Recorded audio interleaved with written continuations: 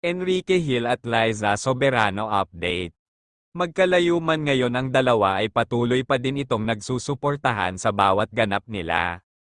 Dito mo na lang mapatunayan sa mga ganap ni Liza na always nandoon pa rin si Enrique Hill na nakareact sa kanyang mga ibinabahagi na kaganapan. At ngayon heto si Ken kapiling ang kanyang super cute na alaga na si Millie. Sobrang cute ang larawan ng dalawa. Si Liza Soberano naman active naman sa kanyang TikTok account.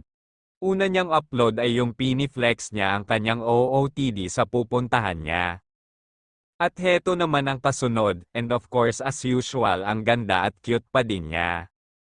Halatang comfortably ang dalaga kung saan man siya ngayon kasama ang kanyang mga kaibigan na nakapaligid sa kanya. Sabi nga ng isang commentor nito, I really love Liza's influencer era. Mas chill siya and less stressed unlike before noong actress pa siya sa Pinas.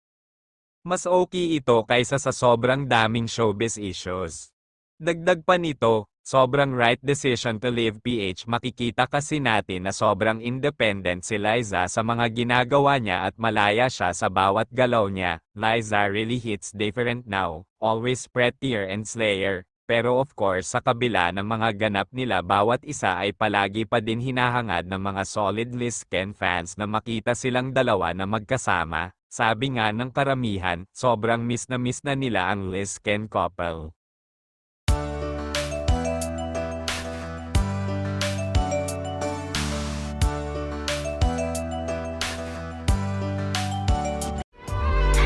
Thank you for watching.